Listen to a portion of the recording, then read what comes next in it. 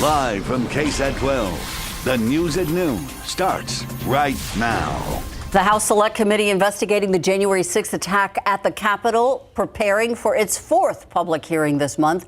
It's set to begin at any minute. 3 Republicans will be the focus today, including Georgia's Secretary of State Brad Raffensperger. And from Arizona, the Republican Speaker of the state's House, also set to testify. Ginny Thomas, the wife of Supreme Court Justice Clarence Thomas, is also set to testify.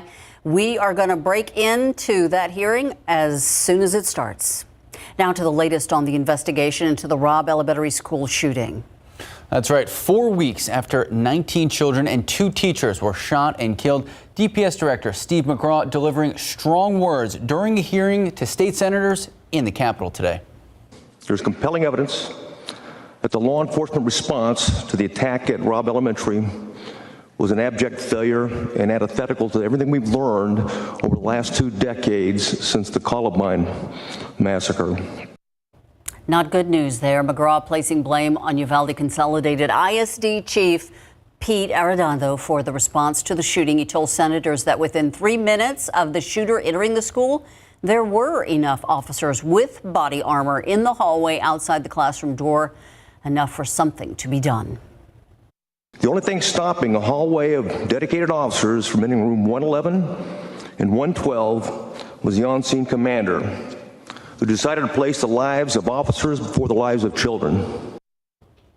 While McGraw testified to the Senate committee, Arredondo is testifying to the House committee investigating the shooting at Robb Elementary. Now, that hearing is being done in a closed session. And more to that point, meanwhile, victims' parents now calling for the school chief to step down. The parents delivering emotional pleas during last night's Uvalde CISD school board meeting. Having Pete still employed, knowing he is incapable of decision-making that saves lives is terrifying. How are we supposed to continue our lives here? Do us the favor and do what you know is right. Arredondo has defended his actions in interviews, saying officers did not hesitate to save lives, but they did have to adjust for what they faced. Again, tonight, the Uvalde City Council will be considering granting Arredondo, who was sworn in after the massacre, a leave of absence. And as we've been talking about, the House Select Committee investigating the January 6th attack, while it is beginning its latest hearing. Let's listen in. We showed that when the pressure campaign failed and Mike Pence fulfilled his constitutional obligation, Donald Trump turned a violent mob loose on him. We showed that the mob came within roughly 40 feet of the vice president. Today, we'll show that what happened to Mike Pence wasn't an isolated part of Donald Trump's scheme to overturn the election. In fact, pressuring public servants into betraying their oaths was a fundamental part of the playbook. And a handful of election officials in several key states stood between Donald Trump and the upending of American democracy. As we begin today, it's important to remember, when we count the votes for president, we count the votes state by state. For the most part, the candidates who win the popular vote in a state wins all the state's electoral college votes. And whoever wins a majority of the electoral college votes wins the presidency. So when Donald Trump tried to overturn the election results, he focused on just a few states. He wanted officials at the local and state level to say the vote was tainted by widespread fraud and throw out the results, even though, as we showed last week, there wasn't any voter fraud that could have overturned the election results. And like Mike Pence, these public servants wouldn't go along with Donald Trump's scheme. And when they wouldn't embrace the big lie and substitute the will of the voters with Donald Trump's will to remain in power, Donald Trump worked to ensure they faced the consequences. Threats to people's livelihood and lives. Threats of violence that Donald Trump knew about and amplified. And in our other hearings, we can't just look backward at what happened in late 2020 and in the early 2021 because the danger hadn't gone away. Our democracy endured a mighty test on January 6th and in the days before. We say our institutions held. But what does that really mean? Democratic institutions aren't abstractions or ideas. They are local officials who oversee elections, secretaries of state, people in whom we placed our trust that they'll carry out their duties. But what if they don't? 2 weeks ago, New Mexico held its primary elections. One county commission refused to certify the results, citing vague, unsupported claims dealing with Dominion voting machines. The court stepped in, saying New Mexico law required the commission to certify the results. 2 of the 3 members of the commission finally relented.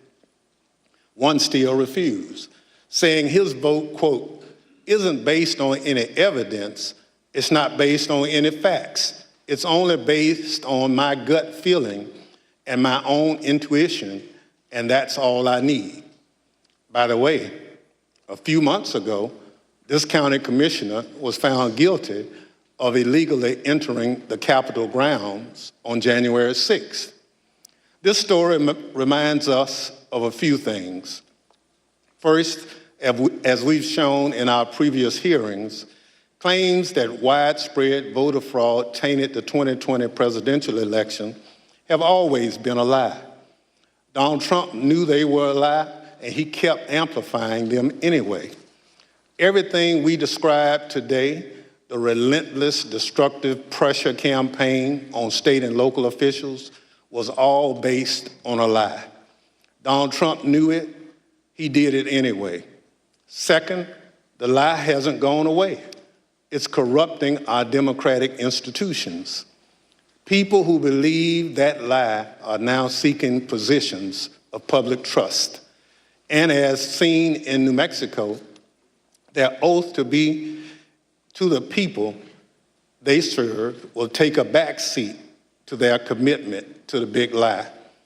If that happens, who will make sure our institutions don't break under the pressure? We won't have close calls. We'll have a catastrophe. My distinguished colleague from California, Mr. Schiff, will present much of the Select Committee's finding on this matter. First, I'm pleased to recognize our Vice Chair, Ms. Cheney of Wyoming, for any opening statement she'd care to offer. Thank you very much, Mr. Chairman. Today, we will begin examining President Trump's effort to overturn the election by exerting pressure on state officials and state legislatures. Donald Trump had a direct and personal role in this effort, as did Rudy Giuliani, as did John Eastman. In other words, the same people who were attempting to pressure Vice President Mike Pence to reject electoral votes illegally were also simultaneously working to reverse the outcome of the 2020 election at the state level. Each of these efforts to overturn the election is independently serious. Each deserves attention both by Congress and by our Department of Justice. But as the federal court has already indicated, these efforts were also part of a broader plan. And all of this was done in preparation for January 6th. I would note 2 points for particular focus today. First, today you will hear about calls made by President Trump to officials of Georgia and other states. As you listen to these tapes, keep in mind what Donald Trump already knew at the time he was making those calls. He had been told over and over again that his stolen election allegations were nonsense. For example, this is what former Attorney General Bill Barr said to President Trump about allegations in Georgia. We took a hard look at this ourselves, and based on our review of it, including the interviews of the key witnesses, the Fulton County allegations had no merit. The ballots under the table were legitimate ballots. They weren't in a suitcase. They had been pre-opened for eventually feeding into the machine. All the stuff about the water leak and that there was some subterfuge involved. We felt there was some confusion, but but there was no evidence of a subterfuge to create an opportunity to feed things into the count. And so we didn't see any evidence of fraud in the Fulton County episode. And Acting Deputy Attorney General Richard Donahue told Donald Trump this. And I said something to the effect of, sir, we've done dozens of investigations, hundreds of interviews. The major allegations are not supported by the evidence developed. Mr. Trump was told by his own advisors that he had no basis for his stolen election claims. Yet he continued to pressure state officials to change the election results. Second, you will hear about a number of threats and efforts to pressure state officials to reverse the election outcome. One of our witnesses today, Gabriel Sterling, explicitly warned President Trump about potential violence on December 1st, 2020, more than a month before January 6th. You will see excerpts from that video repeatedly today. It has all gone too far. All of it. Joe DeGenova today asked for Chris Krebs, a patriot who ran CISA, to be shot. A 20-something tech in Gwinnett County today has death threats and a noose put out saying he should be hung for treason because he was transferring a report on batches from an EMS to a county computer so he could read it. It has to stop. Mr. President, you have not condemned these actions or this language. Senators, you have not condemned this language or these actions. This has to stop. We need you to step up, and if you're going to take a position of leadership, show some. My boss, Secretary Raffensperger, his address is out there. They have people doing caravans in front of their house. They've had people come onto their property. It has to stop. This is elections. This is the backbone of democracy, and all of you who have not said a damn word are complicit in this. The point is this: Donald Trump did not care about the threats of violence. He did not condemn them. He made no effort to stop them. He went forward with his fake allegations anyway. One more point. I would urge all of those watching today to focus on the evidence the committee will present. Don't be distracted by politics. This is serious. We cannot let America become a nation of conspiracy theories and thug violence. Finally, I want to thank our witnesses today for all of your service to our country. Today, all of America will hear about the selfless actions of these men and women who acted honorably to uphold the law, protect our freedom, and preserve our Constitution. Today, Mr. Chairman, we will all see an example of what truly makes America great. Thank you, Mr. Chairman. I yield back. Without objection, the chair recognizes the gentleman from California, Mr. Schiff, for an opening statement. Thank you, Mr. Chairman and Madam Vice Chair. On November 3rd, 2020, Donald Trump ran for re-election to the office of the presidency, and he lost. His opponent, Joe Biden, finished ahead in the key battleground states of Arizona, Michigan, Wisconsin, Pennsylvania, Georgia, and elsewhere. Nevertheless, and for the first time in history, the losing presidential candidate fought to hold on to power. As we have seen in previous hearings, he did so through a variety of means. On Election Day, he sought to stop the counting of the vote, knowing that the millions of absentee ballots elections officials would be counting on Election Day and thereafter would run strongly against him and deliver a victory to Joe Biden. Next, and when he could not stop the counting, he tried to stop state legislatures and governors from certifying the results of the election. He went to court and filed dozens of frivolous lawsuits, making unsubstantiated claims of fraud. When that too failed, he mounted a pressure campaign directed at individual state legislators to try to get them to go back into session and either declare him the winner, decertify Joe Biden as the winner, or send two slates of electors to Congress, one for Biden and one for him, and pressure Vice President Pence to choose him as the winner. But the state legislatures wouldn't go along with this scheme, and neither would the vice president. None of the legislatures agreed to go back into special session and declare him the winner. No legitimate state authority in the states Donald Trump lost would agree to appoint fake Trump electors and send them to Congress. But this didn't stop the Trump campaign either. They assembled groups of individuals in key battleground states and got them to call themselves electors, created phony certificates associated with these fake electors, and then transmitted these certificates to Washington and to the Congress to be counted during the joint session of Congress on January 6th. None of this worked. But according to Federal District Judge David Carter, former President Trump and others likely violated multiple federal laws by engaging in this scheme, including conspiracy to defraud the United States. You will hear evidence of the former president and his top advisors' direct involvement in key elements of this plot, or what Judge Carter called a coup in search of a legal theory. For as the judge explained, President Trump's pressure campaign to stop the electoral count did not end with Vice President Pence. It targeted every tier of federal and state elected officials. Convincing state legislatures, he said, to certify competing electors was essential to stop the count and ensure President Trump's reelection. As we have seen in our prior hearings, running through this scheme was a big lie that the election was plagued with massive fraud and somehow stolen.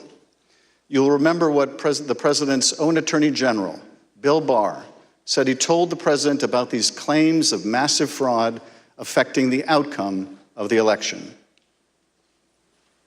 And I told him that the stuff that his people were shoveling out to the public was bullshit. I mean, that the claims of fraud were bullshit. The president's lie was and is a dangerous cancer on the body politic. If you can convince Americans that they cannot trust their own elections, that any time they lose it is somehow illegitimate, then what is left but violence to determine who should govern? This brings us to the focus of today's hearing. When state elections officials refused to stop the count, Donald Trump and his campaign tried to put pressure on them. When state executive officials refused to certify him the winner of states he lost, he applied more pressure. When state legislators refused to go back into session and appoint Trump electors, he amped up the pressure yet again. Anyone who got in the way of Donald Trump's continued hold on power after he lost the election was the subject of a dangerous and escalating campaign of pressure. This pressure campaign brought angry phone calls and texts, armed protests, intimidation, and all too often threats of violence and death. State legislators were singled out. So too were statewide elections officials. Even local elections workers, diligently doing their jobs, were accused of being criminals and had their lives turned upside down. As we will show, the president's supporters heard the former president's claims of fraud and the false allegations he made against state and local officials as a call to action. Stop the steal! Stop the steal! Stop the steal! You're a threat to democracy! You're a threat to free and honest election! America! We love our rights and our freedom! Tyranny will not be allowed in our country. You're a tyrant, you're a felon, and you must turn yourself in to the authorities immediately. And then about 45 minutes later, we started to hear the noises outside my home, and my stomach sunk, and I thought, it's me.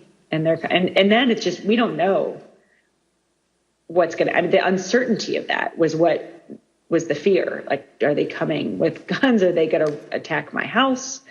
I'm in here with my kid, I'm trying to put him to bed.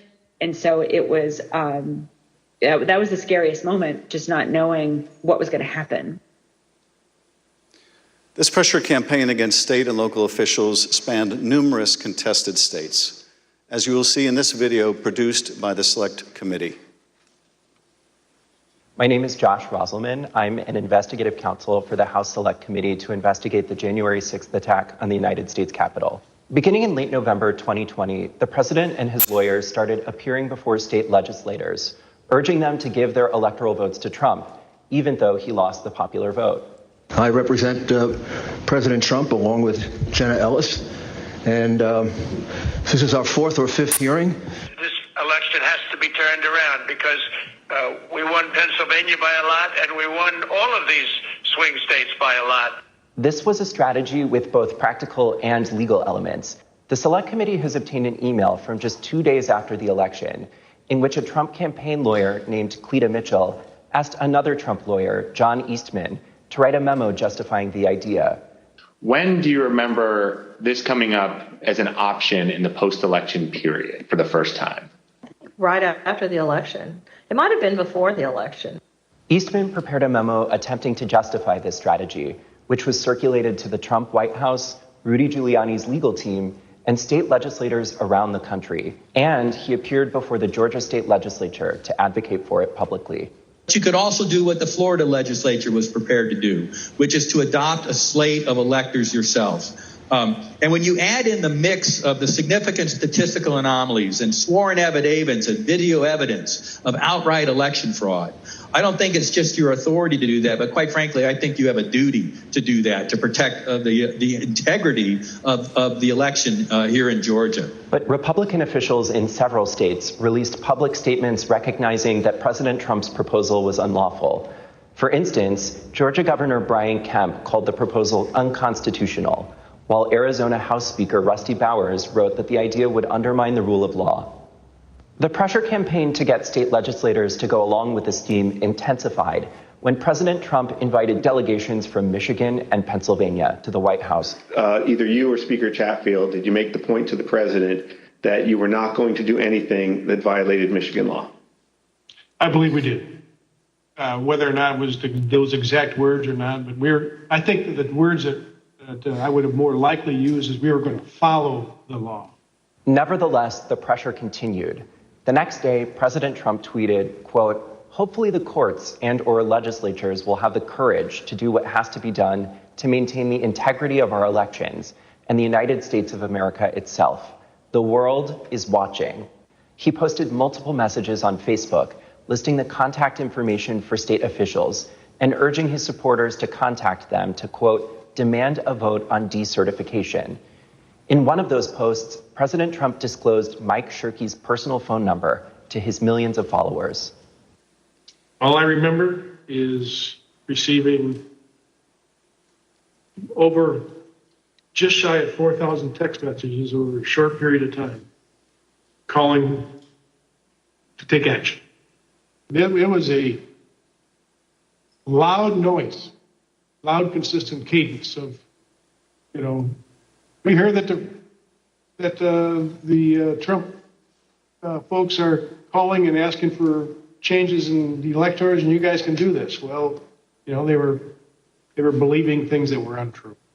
These efforts also involved targeted outreach to state legislators. Hi, Representative. My name is Angela McCallum. I'm calling from Trump campaign headquarters in Washington, D.C. You do have the power to reclaim your authority and send a slate of electors that will support President Trump and Vice President Pence. From President Trump's lawyers and from Trump himself. And I've become friendly with legislators that I didn't know 4 weeks ago. Another legislator, Pennsylvania House Speaker Brian Cutler, received daily voicemails from Trump's lawyers in the last week of November. Mr. Speaker, this is Rudy Giuliani and Jenna Ellis. We're calling you together because we'd like to discuss, obviously, the election. Hello, Mr. Speaker. This is Jenna Ellis, and I'm here with Mayor Giuliani. Hey, Brian, it's Rudy.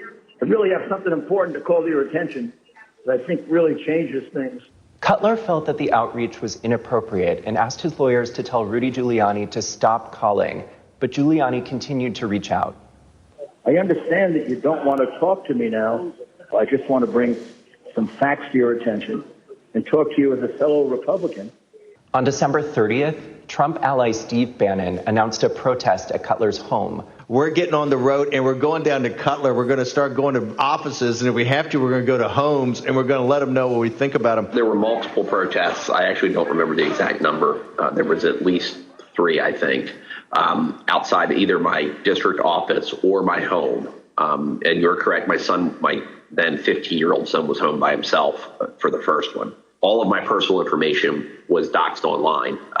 It was my personal email, my personal cell phone, my home phone number. In fact, we had to disconnect our home phone for about 3 days because it would ring all hours of the night and would fill up with messages. Brian Cutler, we're outside. Clerks facing felony charges in Michigan. Poll watchers denied access in Pennsylvania. These ads were another element in the effort. The Trump campaign spent millions of dollars running ads online and on television. The evidence is overwhelming. Call your governor and legislators. Demand they inspect the machines and hear the evidence. Public pressure on state officials often grew dangerous in the lead up to January 6th. Let us in! Let us in! Let us in! Let us in! Special session! Special session! Special session! We'll light the whole shit on fire. What are we going to do? What can you and I do to a state legislator besides kill them? Although we should not do that. I'm not advising that, but I mean, what else can you do, right? The punishment for treason is death. The state pressure campaign and the danger it posed to state officials and to state capitals around the nation was a dangerous precursor to the violence we saw on January 6th at the U.S. Capitol. Today you will hear from Rusty Bowers, the Republican Speaker of the Arizona House of Representatives. He will tell us about his conversations with the President, with Rudy Giuliani and John Eastman, and what the President's team asked of him and how his oath of office would not permit it.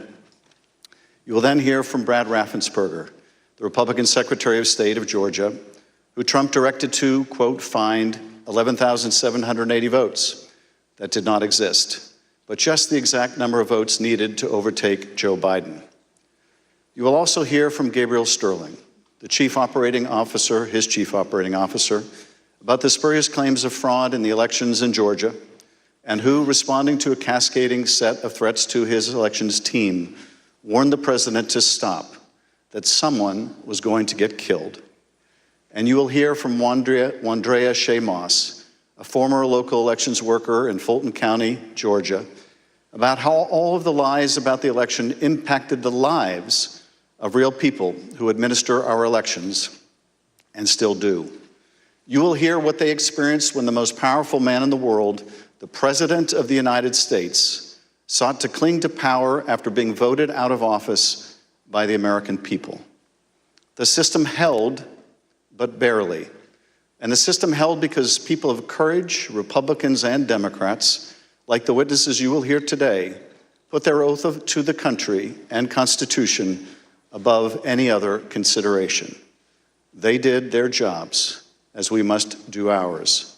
Thank you, Mr. Chairman, and I yield back. I now welcome our first panel of witnesses. We're joined today by a distinguished legislator from Arizona, Rusty Bowers, who's a Republican Speaker of the Arizona House of Representatives. Mr. Bowers was first elected to the state legislature in 1993 and has served as Speaker since 2019. Welcome, Speaker Bowers. Brad Raffensperger is the 29th Secretary of State of Georgia, serving in this role since 2019. As an elected official and a Republican, Secretary Raffensperger is responsible for supervising elections in Georgia and maintaining the state's public records. Welcome, Mr. Secretary. Gabriel Sterling is the Chief Operating Officer in the Georgia Secretary of State's office. Mr. Sterling was the statewide voting systems implementation manager for the 2020 election in Georgia, responsible for leading the Secretary of State's response to the COVID pandemic and rolling out modernized voting equipment. I will swear in our witnesses. The witnesses will please stand and raise their right hand.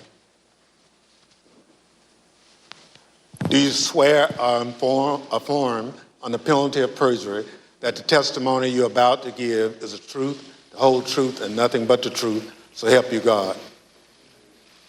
Thank you. Please be seated. Let the record reflect that the witnesses answered in the affirmative. Speaker Bowers, thank you for being with us today. You're the Speaker of the Arizona House and a self-described conservative Republican.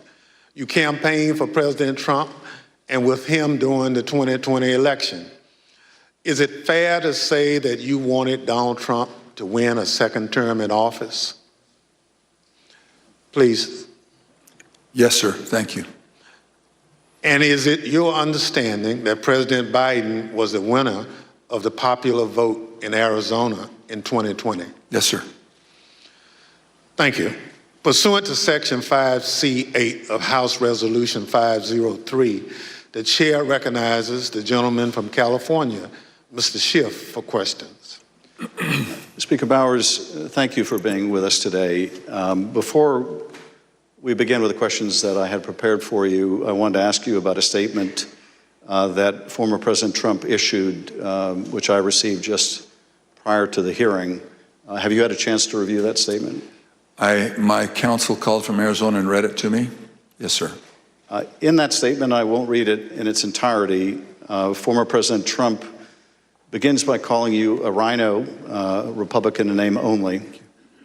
He then references a conversation in November 2020 in which he claims that you told him that the election was rigged and that he had won Arizona. To quote the former president, during the conversation, he told me the election was rigged and that I won Arizona, unquote. Did you have such a conversation with the president? I did have a conversation with the president. That certainly isn't it, but there were parts of it that are true, but there are parts that are not, sir. And the part that I read you, is that false? Anywhere, anyone, anytime has said that I said the election was rigged, that would not be true. And when the former president in his statement today claimed that you told him that he won Arizona, is that also false? That is also false. Mr. Bowers, I understand that after the election, and I don't know whether this is the conversation the former president is referring to, but after the election, you received a phone call from President Trump and Rudy Giuliani in which they discussed the result of the presidential election in Arizona. If you would, tell us about that call and whether the former president or Mr. Giuliani raised allegations of election fraud. Thank you. My wife and I had returned from attending our church meetings. It was on a Sunday, and we were still in the driveway, and I had received a call from a colleague telling me that the White House was trying to get in touch with her and I, and that she said, please, if you get a call, let's try to take this together. Immediately, I saw that the White House on my Bluetooth was calling, and I took the call and was asked by I would presume the operator at the White House if I would hold for the president, which I did, and Mr. Giuliani came on first, and niceties, then Mr. Trump, President Trump, then President Trump came on, and we initiated a conversation. And during that conversation, did you ask Mr. Giuliani for proof of these allegations of fraud that he was making? On multiple occasions, yes. And when you asked him for evidence of this fraud, what did he say? He said that they did have proof, and I asked him, do you have names? For example, we have 200,000 illegal immigrants, some large number, 5,000 or 6,000 dead people, etc. And I said, do you have their names? Yes. Will you give them to me? Yes. The president interrupted and said, give the man what he needs, Rudy. He said, I will. And that happened on at least 2 occasions, that interchange in the conversation. So Mr. Giuliani was claiming in the call that there were hundreds of thousands of undocumented people and thousands of dead people who had purportedly voted in the election? Yes. and you asked him for evidence of that. I did. And did you ever receive from him that evidence either during the call, after the call, or to this day? Never. What was the ask during this call? He was making these allegations of fraud, but he had something or a couple things that they wanted you to do. What were those? The ones I remember were first that we would hold, that I would allow an official committee at the Capitol so that they could hear this evidence and that we could take action thereafter. And I refused. I said, up to that time, the circus, I called it a circus, had been brewing with lots of demonstrations, both at the counting center, at the Capitol, and other places. And I didn't want to have that in the House. I did not feel that the evidence, granted in its absence, merited a hearing, and I didn't want to be used as a pawn. If there was some other need that the committee hearing would fulfill. So that was the first ask, that we hold an official committee hearing. And what was his second ask? I said, to what end? To what end the hearing? He said, well, we have heard by an official high up in the Republican legislature that there is a legal theory or a legal ability in Arizona that you can remove the electors of President Biden and replace them. And we would like to have the legitimate opportunity through the committee to come to that end and remove that. And I said, that's something that's totally new to me. I've never heard of any such thing. And he pressed that point. And I said, look, you are asking me to do something that is counter to my oath when I swore to the Constitution to uphold it. And I also swore to the Constitution and the laws of the state of Arizona. And this is totally foreign as an idea or a theory to me. And I would never do anything of such magnitude without deep consultation with qualified attorneys. And I said, I've got some good attorneys, and I'm going to give you their names. But you're asking me to do something against my oath, and I will not break my oath. And I think that was up to that point. During the conversation, and you heard, I think, when we played a snippet of Mr. Giuliani calling other state legislators and saying that he was calling us essentially a fellow Republican, did he make a similar appeal to you or bring up the fact that you shared a similar party? Whether it was in that call or in a later meeting, he did bring that up more than once. And how would he bring that up? He would say, aren't we all Republicans here? I would think we would get a better reception. I mean, I would think you would listen a little more open to my suggestions that we're all Republicans.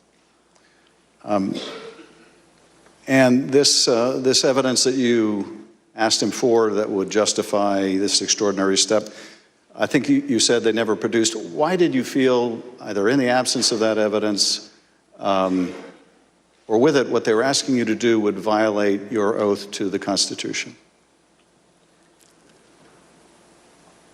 First of all, when the people, and in Arizona, I believe some 40 plus years earlier, the legislature had established the manner of electing our officials, or the electors for the presidential race. Once it was given to the people, as in Bush v. Gore, illustrated by the Supreme Court, it becomes a fundamental right of the people. So as far as I was concerned, for someone to ask me in the, I would call it a paucity, there was no evidence being presented of any strength. Evidence can be hearsay evidence, it's still evidence, but it's still hearsay. But strong judicial quality evidence, anything that would say to me, you have a doubt, deny your oath. I will not do that. And on more than one occasion throughout all this, that has been brought up, and it is a tenet of my faith that the Constitution is divinely inspired of my most basic foundational beliefs. And so for me to do that because somebody just asked me to is foreign to my very being. I will not do it. During that conversation, Speaker Bowers, did you ask him if what he was proposing had ever been done before? I did. And what did he say? He said, well, I'm not familiar with Arizona law or any other laws, but I don't think so. And that also was brought up in other conversations, both with him and with John Eastman and others. Speaker Bowers, I understand that a week after that call, Mr. Giuliani appeared with others associated with President Trump's effort to overturn the result of the election at a purported legislative hearing in a hotel ballroom in Phoenix. Was this an official hearing of the state legislature? It was not. And why was it not a real or official hearing of the legislature? A legislator can hold a group meeting. He can call it a hearing. But when they ask me to have an official hearing, we establish it by protocols, public notice, etc. It's typically held at the Capitol, but it doesn't need to be. We can authorize a hearing off campus.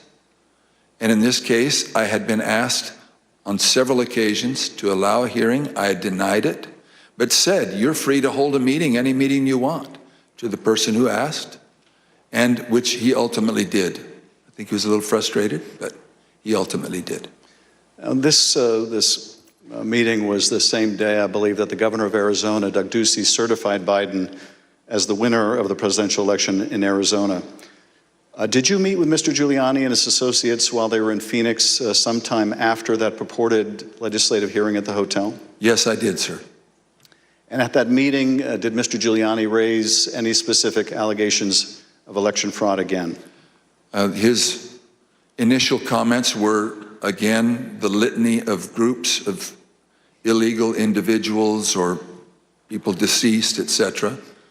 And he had brought that up, and I wasn't alone in that meeting. There were others, and other members of the Senate aggressively questioned him. And then I proceeded to question him on the proof that he was going to bring me, etc. But he did bring those up, yes. And these other legislators were also Republican members of the Senate? They were, yes, sir. And did they also press him for proof of these allegations? They pressed him very strongly. Two of them especially, very strongly. And at some point, did Mr. Giuliani ask one of the other attorneys on his team to help him out with the evidence? He did. He asked Jenna Ellis, who was sitting to his right. One thing was that it was more to the point of, was there sufficient evidence or action that we could justify the recalling of the electors? But at that part of the conversation, I know he referred to someone else. But he did ask, do we have the proof, to Jenna, Miss Ellis? And she said, yes. And I said, I want the names. Do you have the names? Yes. Do you have how they voted? We have all the information. I said, can you get to me that information? Did you bring it with you? She said, no. Both Mr. Giuliani asked her and I asked generally if they'd brought it with them. She said, no, it's not with me, but we can get it to you. And I said, then you didn't bring me the evidence, which was repeated in different iterations for some period of time. At some point, did one of them make a comment that they didn't have evidence, but they had a lot of theories? That was Mr. Giuliani. And what exactly did he say, and how did that come up? My recollection, he said, we've got lots of theories, we just don't have the evidence. And I don't know if that was a gaffe, or maybe he didn't think through what he said, but both myself and others in my group, the three in my group and my council, both remembered that specifically, and afterwards we kind of laughed about it. And you know, getting back to the ask in that phone call that preceded this meeting, He wanted you to have the legislature dismiss the Biden electors and replace them with Trump electors on the basis of these theories of fraud? He did not say it in those exact words, but he did say that Arizona law, according to what he understood, that would be allowed and that we needed to come into session to take care of that, which initiated a discussion about, again, what I can legally and not legally do. And I can't go into session in Arizona unilaterally or on my sole prerogative. In this meeting or at any other later time, did anyone provide you with evidence of election fraud sufficient to affect the outcome of the presidential election in Arizona? No one provided me ever such evidence. The Select Committee has uncovered evidence in the course of our investigation that at Stop the Steal protests at state capitals across the country, there were individuals with ties to the groups or parties involved in the January 6th attack on the U.S. Capitol. One of those incursions took place in the Arizona House of Representatives building, as you can see in this footage.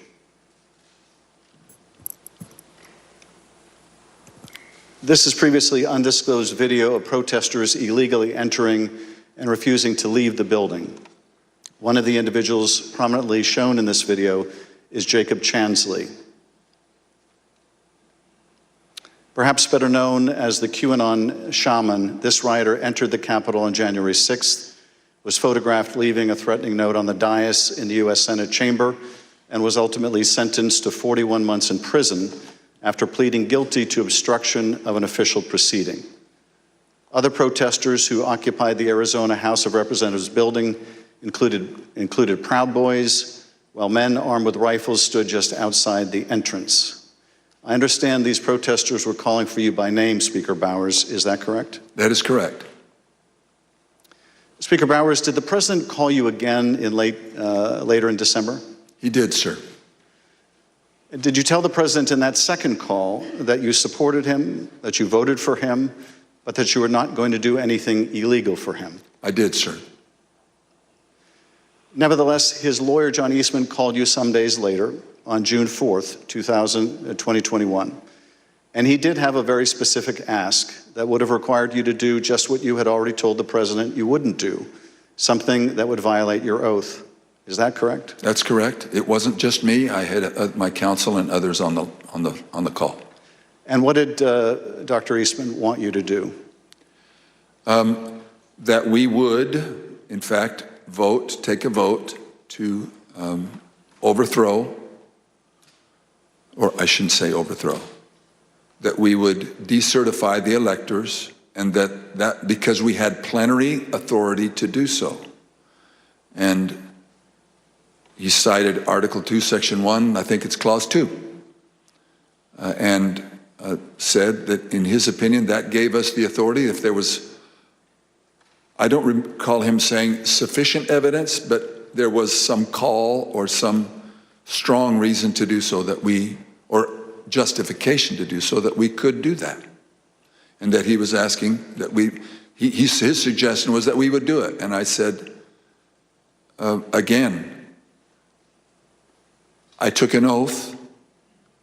For me to take that, to do what you do, would be counter to my oath. I don't recall if it was in that conversation, clearly, that we talked more about the oath, but I said, what would you have me do? And he said, just do it and let the court sort it out. And I said, you're asking me to do something that's never been done in history, the history of the United States, and I'm going to put my state through that without sufficient proof, and that's going to be good enough with me? That I would put us through that, my state, that I swore to uphold both in Constitution and in law? No, sir. He said, well, that's my suggestion would be just do it and let the courts figure it all out. And he didn't use that exact phrase, but that was what his meaning was, and I declined, and I believe that was close to the end of our phone call. And again, this took place after you had recently spoken with President Trump and told him that you wouldn't do anything illegal for him. Is that right? It wasn't days after, obviously it was days after, but a few days had gone by. But you had told President Trump you would not do anything illegal for him. I did, both times. And you told Dr. Eastman that you did not believe there was legal support to justify what he was asking, but he still wanted you to do it and effectively let the courts work it out? I've been warned, don't say things you think maybe he said, but I do remember him saying that the authority of the legislature was plenary and that you can do it. I said, then you should know that I can't even call the legislature into session without a 2/3 majority vote. We're only 30 plus 1. There's no way that could happen. But in your view, what he was asking you to do would have violated your oath to the Constitution, both the United States Constitution and the Constitution of the state of Arizona? Yes, sir. Did you also receive a call from U.S. Representative Andy Biggs of Arizona on the morning of January 6th? I did. And what did Mr. Biggs ask you to do? I believe that was the day that the vote was occurring to each state to have certification, or to declare the certification of the electors. And he asked if I would sign on both to a letter that had been sent from my state and or that I would support the decertification of the electors. And I said I would not.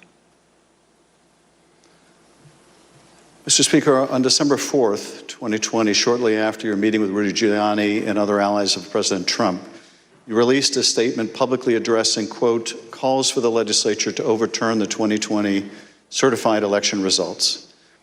The statement is very straightforward in explaining the, quote, breathtaking request, unquote, made by representatives of President Trump, quote, that the Arizona legislature overturn the certified results of last month's election and deliver the state's electoral college votes to President Trump, unquote. Why did you believe, as you wrote in this statement, that the rule of law forbid you from doing what President Trump and his allies wanted you to do? Representative, I'm sorry, I should be saying, Mr. Chairman, Representative Schiff, there's two sides to the answer. One is, what am I allowed to do, and what am I forbidden to do? We have no legal pathway, both in state law nor to my knowledge in federal law, for us to execute such a request. And I am not allowed to walk or act beyond my authority. If I'm not specifically authorized as a legislator, as a legislature, then I cannot act to the point of calling us into session. Some say that just a few legislators have plenary authority, and that has come as part of all of this discussion, I'll call it. But so to not have authority and be forbidden to act beyond my authority on both counts, I am not authorized to take such action, and that would deny my oath.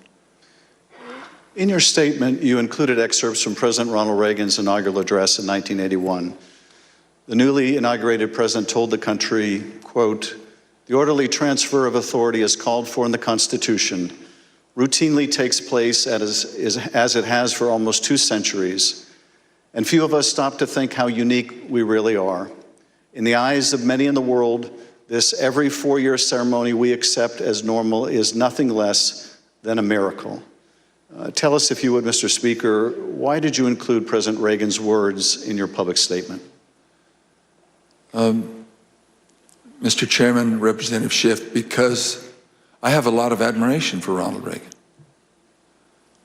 I've had the opportunity of going through his home with one other person and walking through, and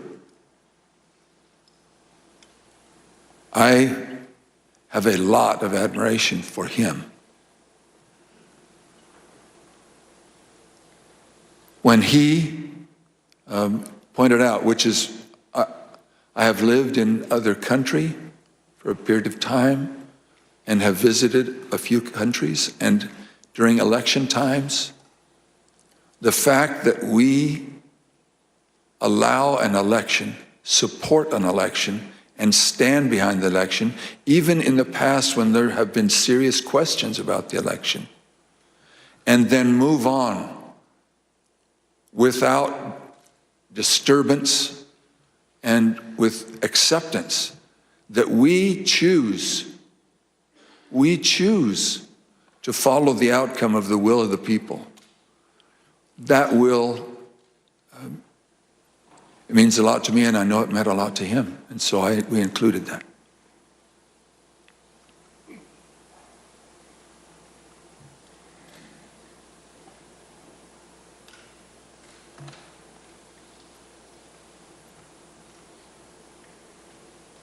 Thank you, Speaker Bowers.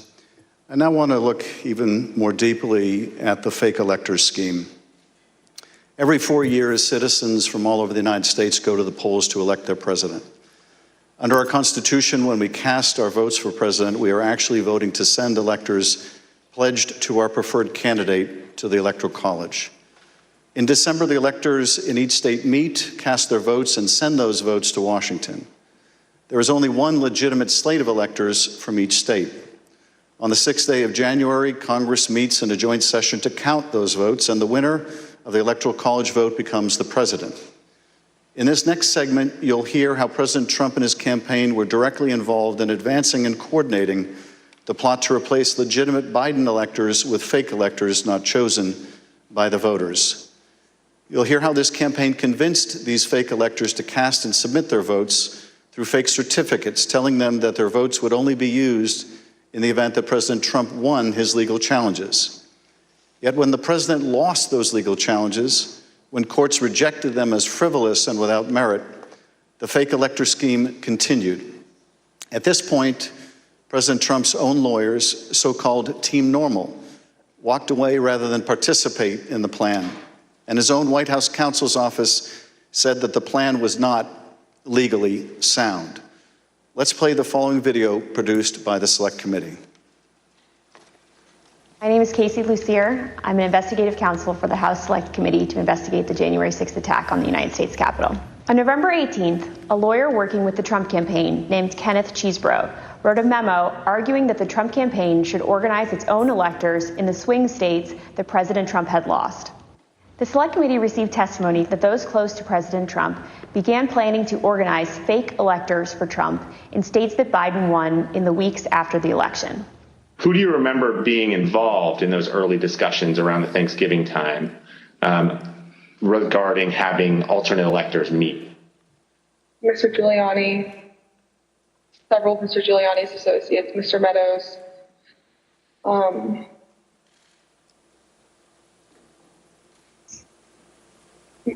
members of Congress, although it's difficult to distinguish if the members that I'm thinking of were involved during Thanksgiving or if they were involved as we progress through December.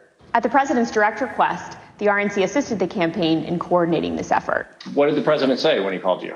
Essentially, he turned the call over to Mr. Eastman, who then proceeded to talk about the importance of the RNC helping the campaign gather these contingent electors in case any of the legal challenges that were ongoing changed the result of any of the states.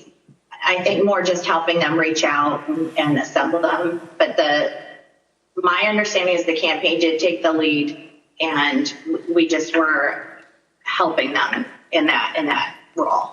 As President Trump and his supporters continued to lose lawsuits, some campaign lawyers became convinced that convening electors in states that Trump lost was no longer appropriate. I just remember I either replied or called somebody saying, unless we have litigation pending that's like in these states, like, I don't think this is appropriate, or, this isn't the right thing to do. I don't remember how I phrased it, but and I got into a little bit of a back and forth, and I think it was with Ken Cheeseborough, where I said, all right, you just get after it. Like, I'm out. At that point, I had Josh Finley email Mr. Chesbrough politely to say, this is your task. you are responsible for the Electoral College issues moving forward. And this was my way of taking that responsibility to zero.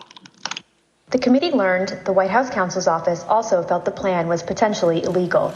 And so, to be clear, did you hear the White House counsel's office say that this plan to have alternate electors meet and cast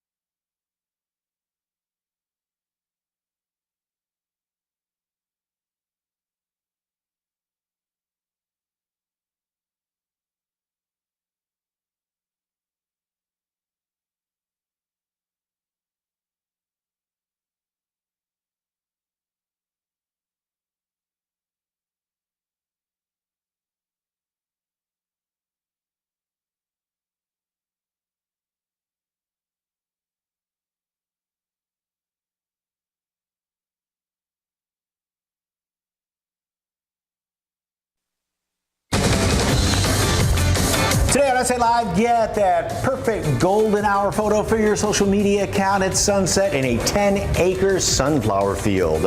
And it's a Thirsty Thursday with the Bonham Exchange, and we find out about their special event for Father's Day.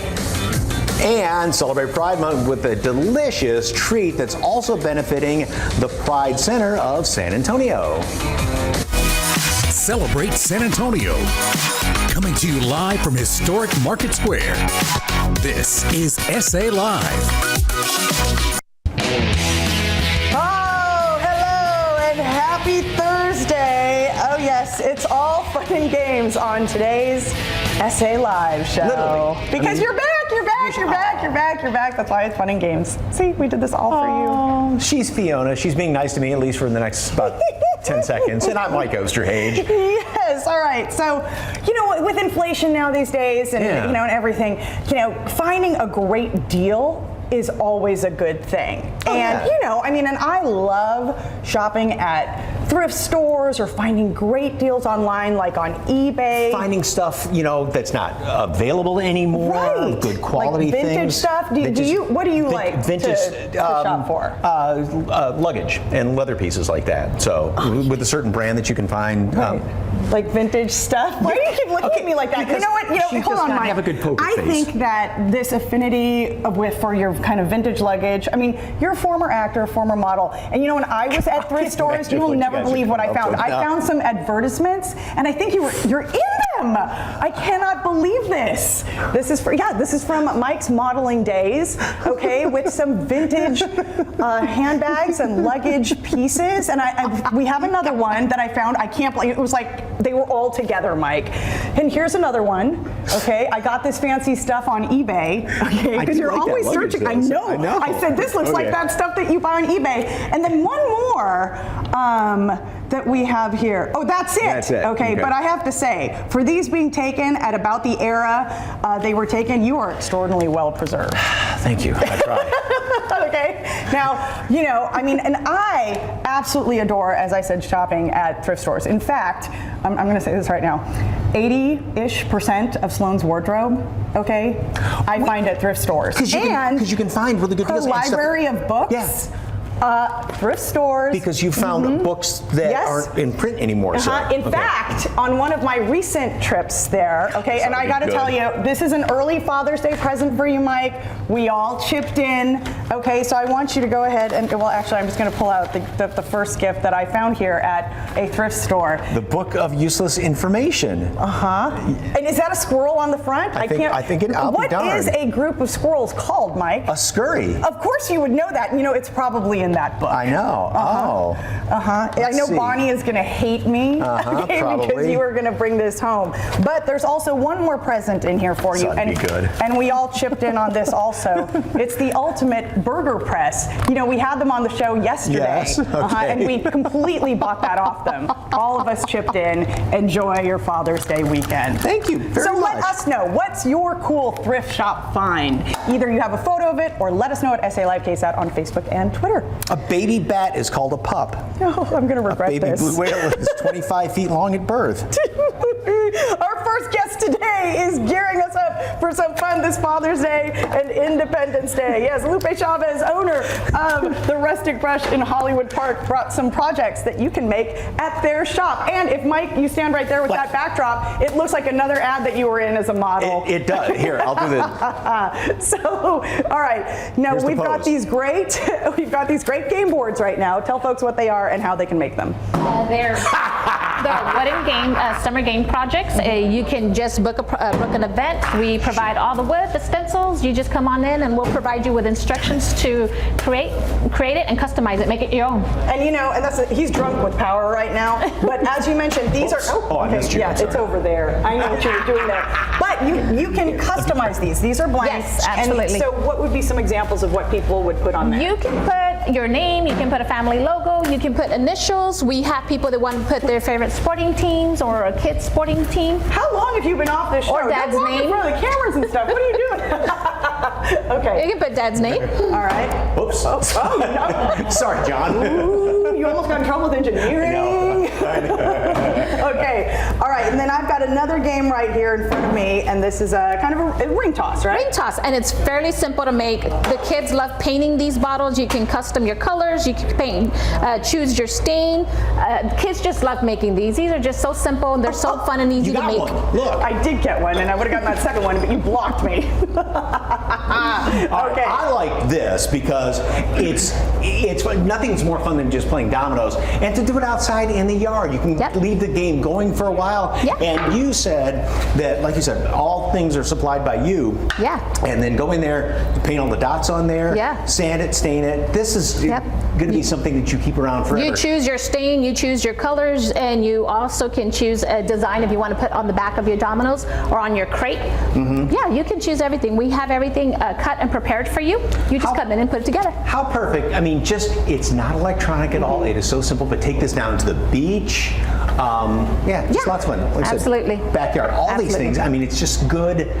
You know, the wholesome stuff, Summer right? fun. Yes, and I love the examples that you have right here behind you, including that Dad's barbecue tools.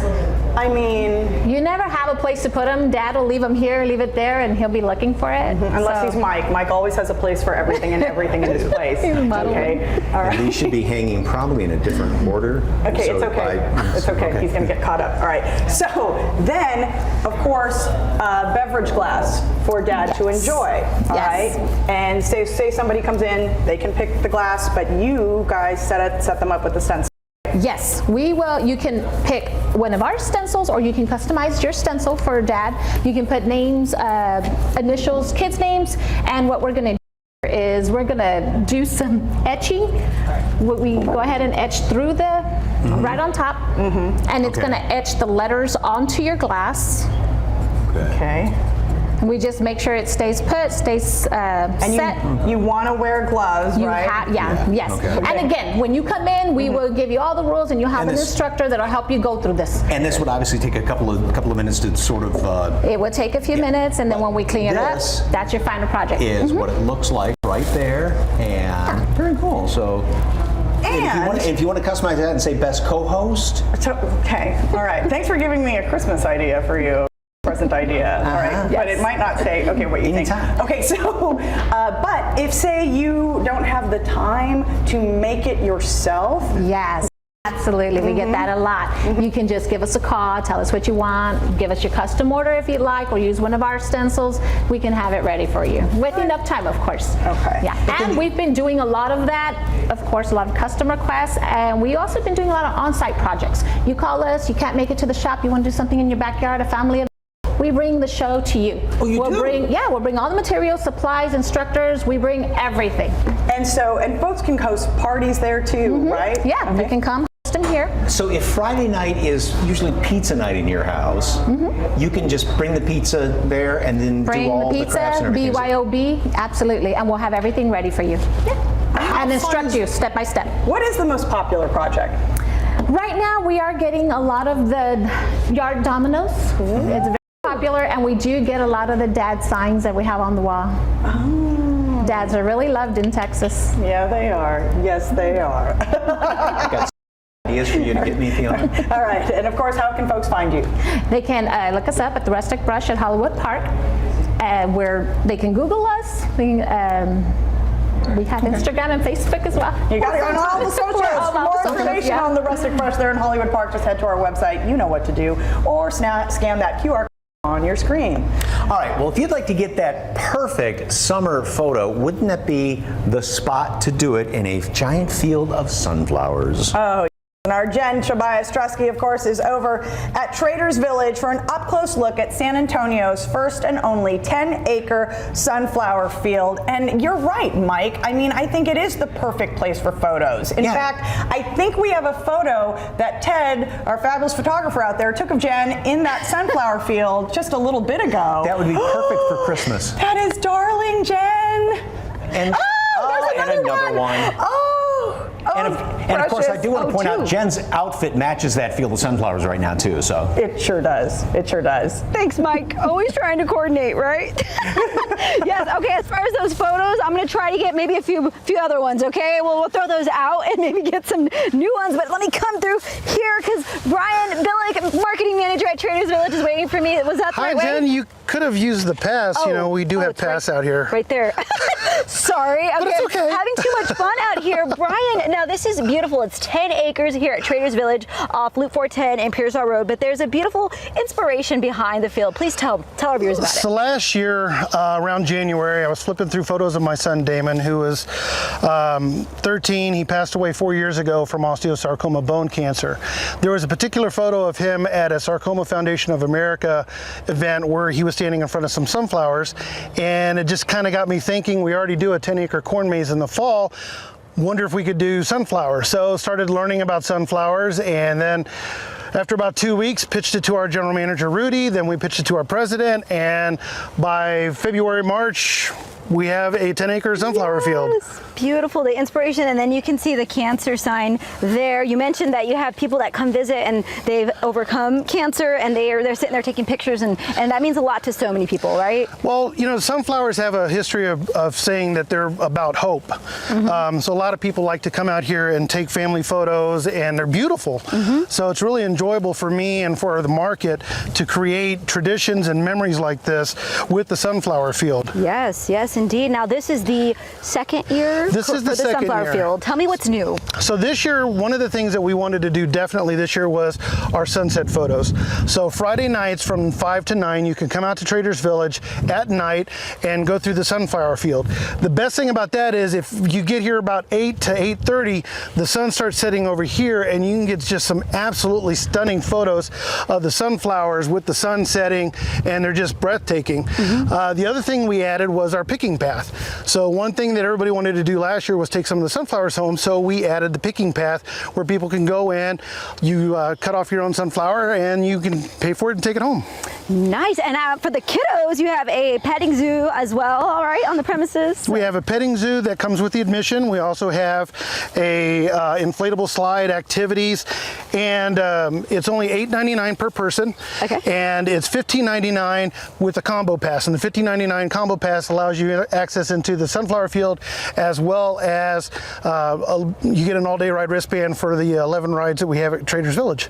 Got it. So now we have all of those details. Let's talk about the maze here, because you can see the path behind me, and this is definitely a challenge for people to take on, right? So when you get in, you get a little map like this, and it has a map of the maze, and there's 6 checkpoints in there that you go through, and you try to find the 6 checkpoints. There's also a number that we provide in case you get lost, that you call, Very good idea. and you just say, I'm lost in the sunflower field. Come get me. And then we try to find out exactly where you are, and we'll come get you, and we escort you out. But that's good to know if you're coming out, just in case, right? You're a little bit... If you get lost, don't worry about it. We sweep the maze every Thursday. We'll find you eventually. Yeah, and perfect photo opportunities, right? I know, he's like, eventually we'll come out and get you. So yeah, perfect photo opportunities here. As far as location, again, it's at 9333 Loop 410 and Old Pearsall Road. If you want to give them a call, you can do that as well. It's 210-623-8383 Traders Village. Village. You guys have been here 11 years, you told me, but Yes. this is the second year for the sunflower field, which is just gorgeous. So again, those photo ops, the best time is Friday nights, 5 to 9 p.m. It's a little cooler, at least by Texas standards, and you get the sunset photos, so that's the best part. Gotta love those beautiful photos. Again, tradersvillage.com for more information. Thank you, Brian. Thank you for coming Should out. I go to the path now and maybe try to find my You might try that instead of walking through the sunglasses on. Let's go. You will go with me. All right, bye guys. Back to y'all. Okay, that place, look, I never knew that existed. That looks so great. Yes, and on that frame, I know like the TV stands for Trader Village, but it kind of works for today too. It does. Exactly. Thank you very much, Thank you, Jen. Jen. Oh. All right, when SA Live continues with a military couple sharing their Jamaican culture and cuisine. Plus, it's a Thirsty Thursday at the Bonham Exchange. I check out their drink specials and upcoming events.